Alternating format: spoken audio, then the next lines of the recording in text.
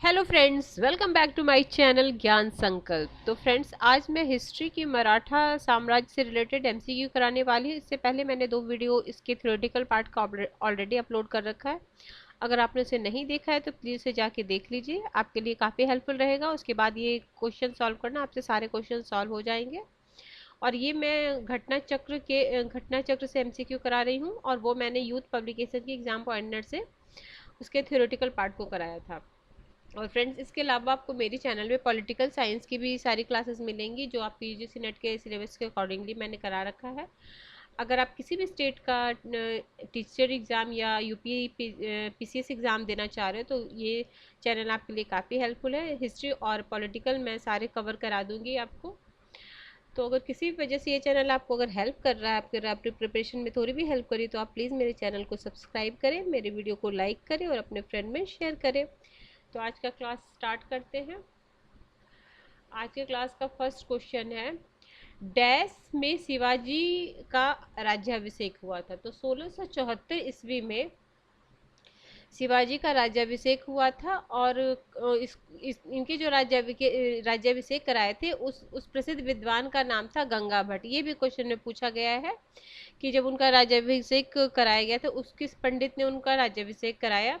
और राज्याभिषेक उनका कहाँ पे हुआ था? रायगढ़ में हुआ था। और उसके बाद से उन्हें छत्रपति की उपाधि धारण की। शिवाजी की अंतिम अभियान 1677 में कर्नाटक अभियान था। चाहिए तो बात क्या, 1627 ईस्वी में पूना के निकट सिवनेर दुर्ग में उनका जन्म हुआ था। उनका जन्म कहाँ हुआ था? सिवनेर दुर्ग में। और सर्वप्रथम शिवाजी ने 1643 में बीजापुर के सिंहगढ़ के किले पर अधिकार किया था। पहला इनका अभियान हुआ 1643 में बीजापुर के सिंहगढ़ किले में पर अधिकार। अगला है, मराठा शक्ति संस्थापक शिवाजी का जन्म कहाँ हुआ? अब आराम से आप कर सकते थे। रायगढ़ के दुर्ग में, सॉरी सिवनेर के दुर्ग में, यहाँ पे हमने पढ़ा भी। ठीक है, नेक्स्ट क्वेश्चन है आपका, शिवाजी की मृत्यु तथा राज्याभिषेक कहाँ हुआ था? उनकी मृत्यु भी जहाँ हुई, रायगढ़ में उनकी मृत्यु भी हुई और उनका राज्याभिषेक भी वहीं पे हुआ था। कब हुआ था वो तो हम पहले क्वेश्चन में देख चुके हैं। आगे, शिवाजी ने मुगलों को किस युद्ध में हराया था? ये बहुत बार आपने एग्जामों में ये क्वेश्चन, अगर आप प्रीवियस ईयर किसी भी एग्जाम का क्वेश्चन सॉल्व करते होंगे तो ये क्वेश्चन आपने देखा होगा। ये क्वेश्चन बहुत बार आए, और यहाँ यूपी पीजीटी 2013 में भी ये क्वेश्चन पूछा गया था, सलहर का। और ये कब हुआ था? शिवाजी ने 1659 में सलहर के युद्ध में मुगलों को हराया।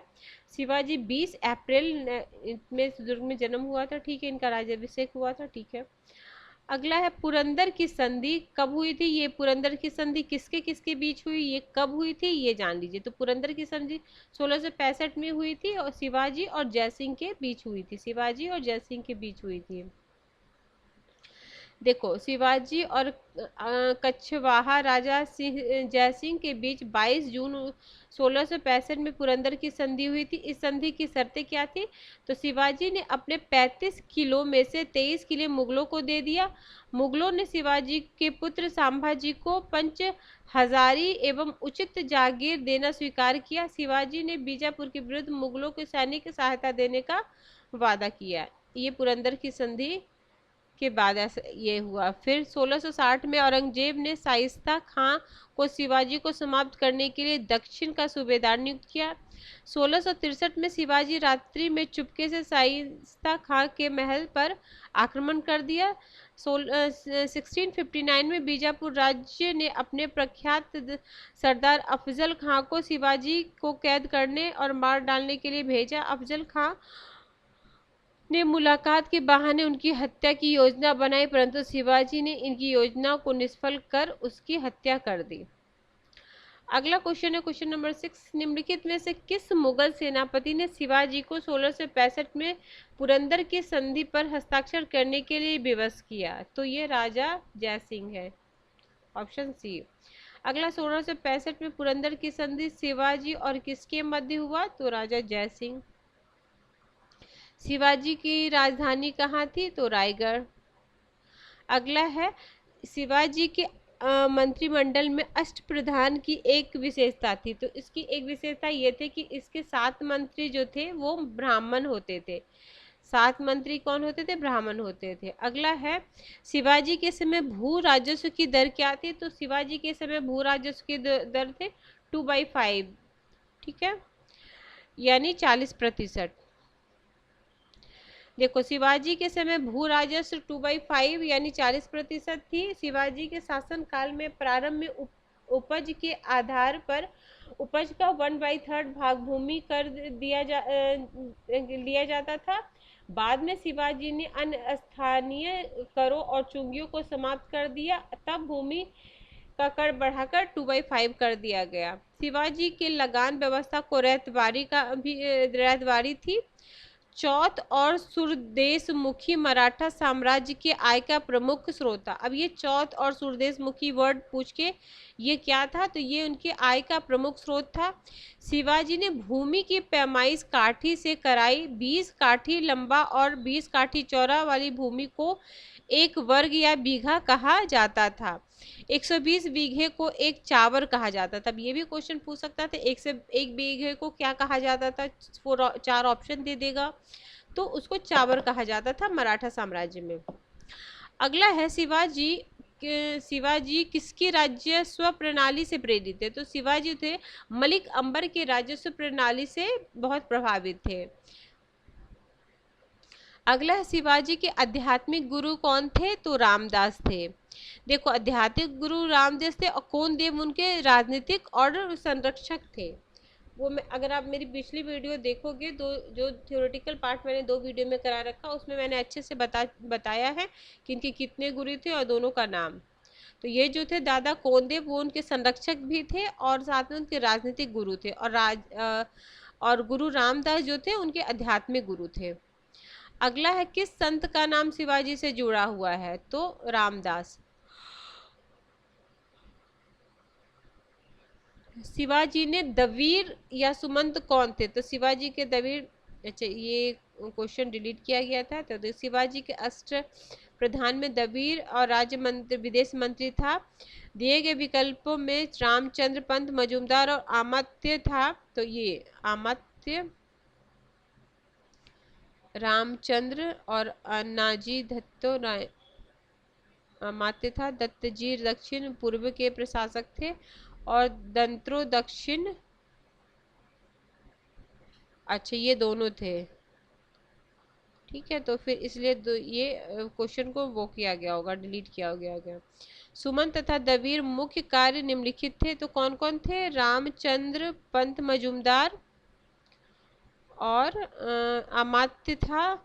दत्ता दक्षिण पूर्व प्रांत के प्रशासक थे। अन्य जी दात्र दक्षिण पश्चिम प्रांत के प्रशासक थे तथा रायजी नीराजी के बारे में कोई उल्लेख नहीं है, ठीक है। तो इसका आंसर कुछ नहीं है, ठीक है। इनका क्या क्या काम था? राजा की संधि युद्ध के बारे में सलाह देना, विदेशों से समाचार प्राप्त करना, विदेशी राजदूतों की देखभाल करना, अपने दूतों विदेश भेजना, ठीक है।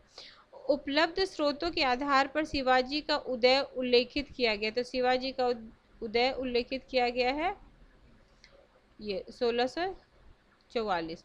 तो शिवाजी का जन्म कब हुआ था? 1627 में। 40-42 तक शिवाजी ने कर्नाटक में पिता के साथ रहे। शिवाजी ने प्रारंभिक सैन्य अभियान बीजापुर के आदिल शाह राज्य के विरुद्ध 43 में किया। 43 कोई ऑप्शन नहीं है ना, इसलिए हम 44 लगा दिए। शिवाजी ने सर्वप्रथम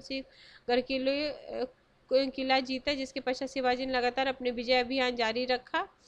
दिए गए विकल्पों में से इतना ही हो, क्योंकि 43 दिया हुआ नहीं है। तो सबसे जैसे अगर ऐसे टाइप का कभी क्वेश्चन आपके पास आ जाए कि अगर सेम डेट ना दिया तो उसके पास जो सबसे निकट वाला डेट है आप उस पर लगा देना। ये भी एक समझदारी की बात होगी कि देखो 49 है, 43 था, तो 43 तो नहीं ऑप्शन में, तो 44 हम लगा देंगे, ठीक है। अगला है, शिवाजी ने पूना के आसपास दुर्गों को किन वर्षों में जीता? तो पूना के आसपास 45-47 में जीता।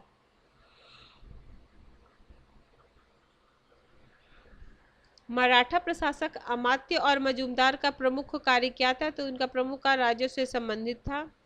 अगला है, देखो उनके जो अष्टांगी थे तो कौन कौन थे? पेशवा थे, अमात्य था, वाकिया नवीस या मंत्री था, सचिव था, सुमंत और दबीर था, सेनापति या सरे नौबत था, पंडित राव था और न्यायाधीश था। ठीक है, ये 8 इनके हैं।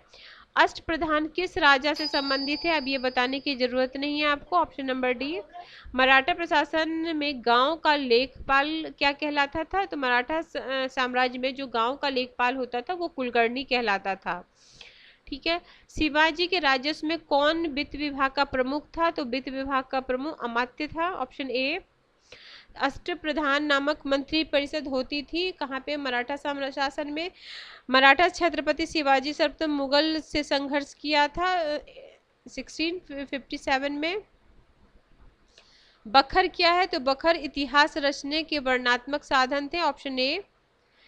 शिवाजी के प्रशासन में घुड़सवार सेना को कहा जाता था, तो उसको कहा जाता था पागा शाही घुड़सवार होते थे। यह घुड़सवार सेना के नियमित संगठन था। वही पागा और शाही घुड़सवार में बरगीर कहा जाता था। उन्हें राज्य की ओर से शस्त्र दिए जाते थे। तो ए और सी दोनों होगा, तो इसमें एक ऑप्शन नहीं हम चुन सकते थे, ए और सी दोनों होता, बागीर और पागा। ठीक है।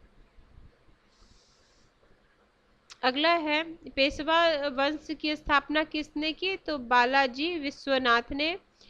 अगला है शिवाजी के बाद गुरिल्ला युद्ध का संचालन किसने किया? बाजीराव प्रथम ने। पानीपत के तृतीय युद्ध में मराठा ने अस्थायी रूप से किस से सहायता प्राप्त करने में सफलता प्राप्त की?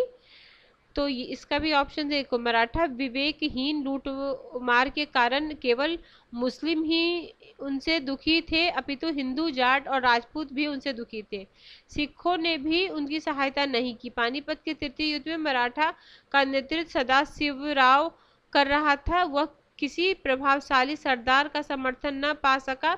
सदाशिवराव ने अपने व्यवहार से भरतपुर के राजा सूरजमल जाट को नाराज कर दिया और वह युद्ध पूर्व ही मराठा का साथ छोड़ गया। जबकि युद्ध 14 जनवरी को प्रातः 9 बजे मराठा आक्रमण के साथ प्रारंभ हुआ था। अतः मराठों का अंतिम रूप से युद्ध में सिखों, राजपूतों, रुहेलों, जाटों में से किसी के द्वारा भी सहायता नहीं प्राप्त की जाए। तो किसी के द्वारा उन्हें सहायता नहीं मिली, इसलिए इसको भी एलिमिनेट किया गया है, इस क्वेश्चन को भी। अगला है निम्नलिखित में से कौन से पानीपत के तृतीय युद्ध के समय पेशवा था? तो ये बालाजी बाजीराव था पेशवा। पानीपत के तृतीय युद्ध में मराठा सेना का वास्तविक सेना नायक कौन था? तो सदाशिवराव भाऊ था।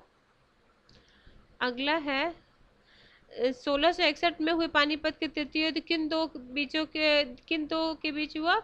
तो मराठा और अब्दाली के साथ। पानीपत ने अपने तृतीय युद्ध में मराठों की ओर से लड़ते हुए मरने वाला मुस्लिम सेना नायक कौन था? इब्राहिम खान गर्दी। अहमद शाह अब्दाली ने भारत पर कितनी बार आक्रमण किया? तो 7 बार। अगला है राजा राम की मृत्यु उपरांत उसकी विधवा ताराबाई ने किसके नाम पर शासन किया? तो वो अपनी अल्प आयु पुत्र जो शिवाजी द्वितीय थे उनके नाम पर शासन किया। अगला निम्नलिखित में कौन सा मराठा शासक राजा होते हुए भी सिंहासन पर नहीं बैठा? तो ये शिवाजी द्वितीय थे, क्योंकि वो बहुत छोटे थे, अल्पायु के थे। मराठा के उत्कर्ष में महत्वपूर्ण कारण निम्नलिखित में से क्या था? तो उसके उत्कर्ष का निम्नलिखित कारण था महाराष्ट्र की भौगोलिक स्थिति, तात्कालिक धार्मिक आंदोलन और शिवाजी का जुझारू व्यक्तित्व। शिवाजी द्वारा दक्षिण शासकों, ये वाला नहीं, फोर्थ को एलिमिनेट करके 1 2 3 हो जाएगा। अगला, एक संधि की 20 वर्ष तक अंग्रेजों और मराठों के मध्य संधि बनी रही, वह थी सालबाई की संधि। सिंधिया के मध्यस्थ में 17 मई 1782 को मराठा अंग्रेजों की बीच सालबाई की संधि हुई। अब ये इसका टाइम भी पूछ सकता है।